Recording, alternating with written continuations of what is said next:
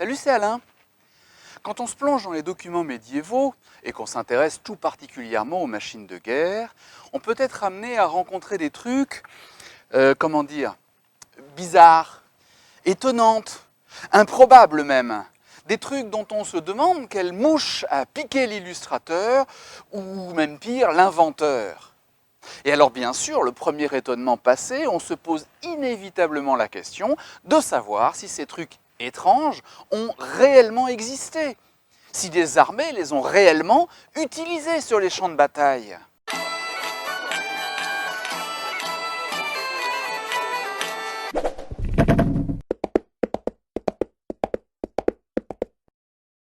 Bon alors je crois qu'il faut distinguer deux types d'armes présentées dans ces documents.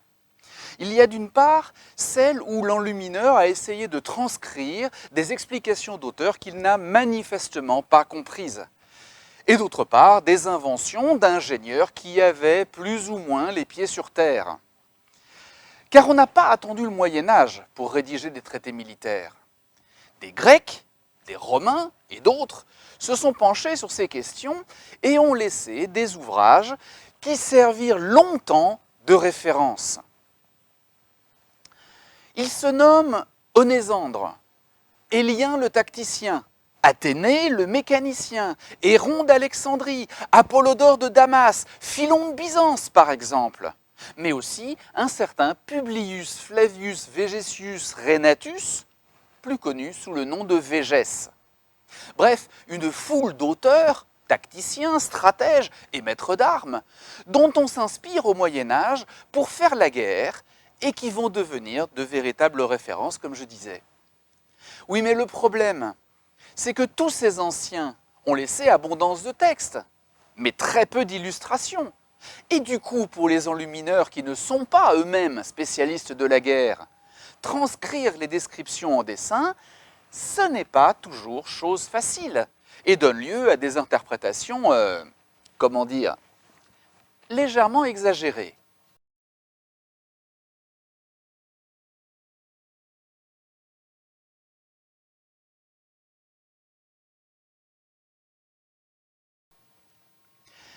Mais le plus important n'est pas là. Car on a surtout, pendant le XVIe et le XVe siècle, un élan d'invention qui veulent révolutionner la manière de faire la guerre. On peut d'ailleurs se demander si l'illustration du XVIe siècle du Re Militari de Végès, que je vous ai montré à l'instant, n'est pas aussi teintée de cet élan créatif. Mais bref, je vous parle ici des ouvrages de maîtres d'armes tels que Hans Talhofer, Konrad Kaiser, Mariano Taccola, entre autres. Et les machines qu'ils présentent, pour étranges qu'elles soient, sont moins fumeuses qu'elles n'y paraissent. Sans doute pourraient-elles même fonctionner. Parlons par exemple du tonneau, cet engin avec de bizarres semi-tonneaux qui lui ont donné son nom. Comme vous le voyez, il s'agit d'une nacelle permettant de se placer en hauteur pour approcher soit d'une meurtrière et attaquer par la meurtrière elle-même les archers qui sont derrière, soit d'aller déposer des soldats directement sur la courtine, l'ancêtre du commando parachutiste en quelque sorte. Il en existe de plusieurs types. Le plus simple, c'est la nacelle suspendue au bout d'une perche, avec une ou deux personnes dans le tonneau, et qu'on approche de la cible. Autant vous dire que le truc n'est pas très discret et que l'espérance de vie des deux soldats doit être assez brève. D'autant plus qu'une fois déposés sur la muraille, ils se retrouvent carrément isolés. Ils ont vraiment intérêt à se montrer discrets et d'aller ouvrir les portes pour obtenir du renfort. Du coup, comme ce n'est pas trop sécurisé, on a pensé placer une deuxième nacelle, fixe celle-là, permettant d'avoir quelques archers en couverture. Bon, il y a bien un effort, mais il n'est pas certain qu'il y ait un réel progrès et que le truc soit moins dangereux. Même s'il pouvait y avoir des nacelles plus grandes, permettant d'avoir plus de soldats. Celle-ci, tirée de l'ouvrage de Végès, revisité à la fin du XVe siècle, a d'ailleurs été reproduite pour un spectacle par Renaud Béfette, avec un certain succès technique, il faut le dire. N'empêche que vous admettrez que le bénéfice par rapport à quelques braves échelles reste quand même à démontrer. Sans doute que c'est plus facile à construire qu'un gros beffroi, mais ça paraît bien compliqué et peu discret pour juste déposer quelques gars isolés en plein chez l'ennemi. Alors, comme d'habitude, l'engin a pu être couplé à d'autres trucs, comme joint à une chatte par exemple. On a ainsi des gars protégés qui approchent un bélier, tandis que d'autres vont directement assaillir au-dessus les défenseurs de la porte par exemple. Est-ce que ça a réellement existé ? Difficile à dire. Il semblerait qu'il ait pu y avoir des utilisations d'engins de ce type dès le XIIe siècle. Permettez-moi quand même d'avoir des doutes sur la réelle efficacité de la machine. Ensuite, on a d'autres dispositifs qui peuvent être ajoutés aussi bien à une tour d'assaut qu'à un tonneau, comme cette espèce de lance-flamme qu'on appelle bout de feu.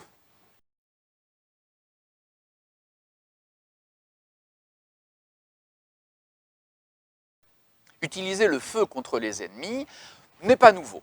Et on en a des traces très anciennes, comme le feu grégeois, utilisé en mer depuis l'Antiquité. Mais cette fois, on l'utilise sur terre, soit avec des sortes de balles de paille enflammées, soit avec d'autres mélanges, comme les anciens.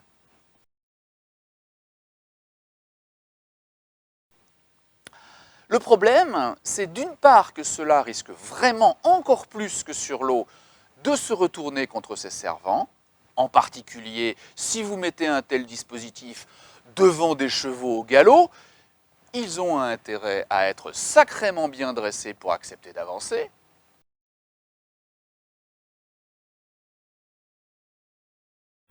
Et puis surtout, parce qu'on n'a aucune trace de la formule du combustible utilisé. Sur de bois et pétrole, soufre et bitume. En fait, la recette du véritable feu grégeois est bel et bien perdue, ce qui ne plaide pas dans le sens d'une utilisation courante. Il se pourrait aussi qu'il y ait eu utilisation de soufre et de salpêtre, ce qui en ferait une sorte d'ancêtre des armes à feu, d'où une utilisation plutôt au XVe siècle. Mais c'est pour le coup que l'invention de la poudre à canon a mis cette innovation au point final, étant plus efficace qu'elle. Il est possible aussi que les représentations qu'on a de ces bouts de feu ne soient que des illustrations de tests des premières armes à feu, mal comprises, mal représentées. Bref, encore une fois, certainement pas une arme couramment utilisée. Alors ensuite, il y a encore beaucoup d'autres trucs improbables, comme ces étranges faux et lames bizarres, sans doute accrochés à des sortes de chars. Là encore, cela reprend des engins qui ont pu exister dans l'Antiquité, puisqu'on a des traces de machines de ce type, notamment utilisées, dit-on, par Hannibal lors des guerres puniques. On peut aussi parler de cette drôle d'évolution des mantelets. Vous savez, ces boucliers géants sur roues dont j'ai parlé dans une vidéo précédente. Tonneaux ou cloches pour se protéger entièrement, l'idée n'est pas mauvaise, mais est-ce réellement pratique et utilisable ? Et puis il y a encore bien d'autres choses, machines, engins et mécanismes, pas toujours faciles à interpréter. La vraie question est donc de savoir si réellement ces machines étaient destinées à être utilisées. Difficile à dire quand on voit tout ça entre les engins simplement bizarres et les trucs carrément délirants. La réponse est malgré tout plutôt négative. C'est-à-dire que les engins de Végès étaient sûrement destinés à être construits, oui, mais pas à la manière dont le XVe et le XVIe siècle les a réinterprétés. Christian Weichel, l'illustrateur de la fin du XVe siècle, nous a fait un savant mélange de techniques antiques, de costumes Renaissance et même d'armes à feu. Un savant gloubi-boulga censé faire référence à Végès et à l'Antiquité, mais pas très crédible tout ça. Takola, Konrad Kaiser et Talhofer, en revanche, c'est autre chose. Là non plus, les engins n'étaient sans doute pas destinés à être construits. Mais la démarche n'est pas la même. Déjà, on remarque que Talhofer, qui est né en 1420, a carrément pompé sur le Bellifortis de Kaiser, écrit vers 1402, en l'enrichissant sans doute, mais quand même.